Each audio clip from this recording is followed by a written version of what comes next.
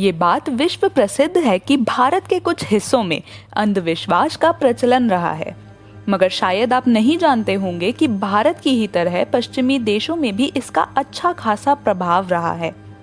इस अंधविश्वास ने समाज को इस कदर प्रभावित किया कि इसकी वजह से बहुत से लोगों को भयंकर यातनाएं सहनी पड़ी। ये वीडियो इंग्लैंड के अधीन आते एक गांव सैलम का है। कहते हैं कि सालों पहले यहाँ अंधविश्वास के चलते एक ऐसी घटना घटी जिसके बारे में सुनकर आज भी लोगों के रोंगटे खड़े हो जाते हैं। आखिर क्या था वो किस्सा और क्या हुआ था उस समय? इंग्लैंड में रहने वाले क्रिश्चियन भी सदियों से शैतान, देवता, भूत जैसी चीजों में यकीन रखते आ रहे हैं। कहते हैं विच ट्रायल नाम से जाने जाने वाली इस घटना का आरंभ भी इसी वजह से शुरू हुआ था। गांव के नेता सैमुअल पेरिस की 9 साल की बेटी एलिजाबेथ और 11 साल की भतीजी एबिगेल ने अचानक अजीबोगरीब हरकतें करनी शुरू कर दी। माना जाता है कि वो दोनों लगातार अलग अलग आवाजें निकाल रही थी और अजीब सी मुद्राओं में अपने शरीर को घुमा रही थी। लड़कियों ने बताया कि उन्हें ऐसा लग रहा है कि जैसे उन्हें कोई मार रहा है। ये देखकर सब लोग हैरान हो गए। उनके इलाज के लिए जब डॉक्टर विलियम गिर्गिस को बुलाया गया तो उन्होंने इनकी हरकतों को देख के कहा कि दोनों लड़कियों पर शैतान का साया है। कुछ समय बाद गांव की और लड़कियों पर भी इसी तरह की परेशानियां शुरू हो गई, जिसके चलते गांव में अंधविश्वास फैल गया कि सभी लड़कियों पर शैतान का साया पड़ गया है।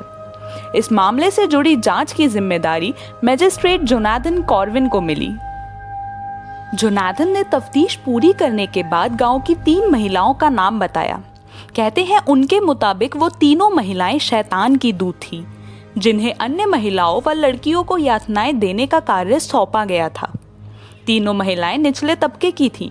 टिटूबा एक करेबियन गुलाम थी, सारा गुड एक भिखारन थी और सारा ऑसबर्न एक बुजुर्ग गरीब महिला थी। इन तीनों को पकड़कर कई दिनों तक अलग अलग तरह से प्रताड़ित किया गया।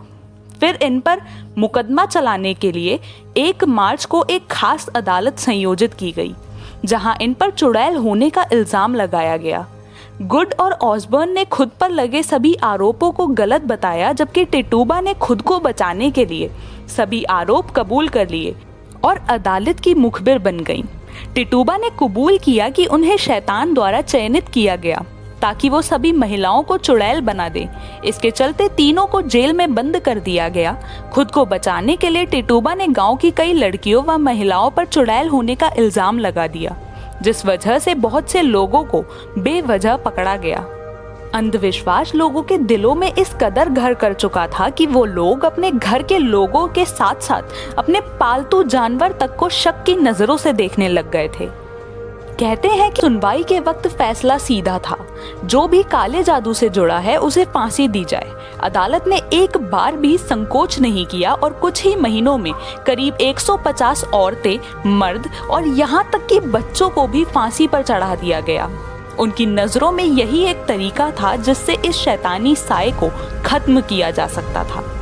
विच ट्रायल सैलम गांव में एक महामारी की तरह फैला, जिसकी चपेट में सैकड़ों महिलाएं आई, जिनमें से कुछ को मात्र अंधविश्वास और अफवाहों के चलते सूली पर चढ़ा दिया गया।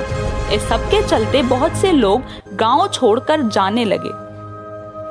इन परिस्थितियों को देखते हुए गवर्नर ने अक्टूबर में स्पेशल कोर्ट को भंग कर दिया और जेल में सजा काट रहे सभी लोगों के खिलाफ पेश किए गए सबूतों की दोबारा से जांच शुरू करवाई।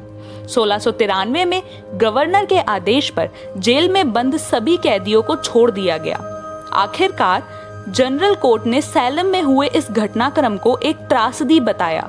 उन्होंने कहा कि सैलम में किया गया विच ट्रायल पूरी तरह से गैरकानूनी कार्य था। कहते हैं कि फांसी की सजा सुनाने वाले न्यायाधीश को भी आगे चलकर सजा का सामना करना पड़ा।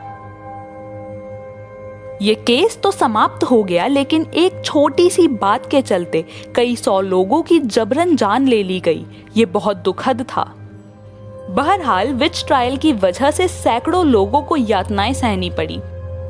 आज भी ये घटना सैलम के लोगों की यादों में जिंदा है। इस घटना को याद करने पर लोगों की पलकों से झलकते आंसू विच ट्रायल की क्रूरता को बयां करते हैं।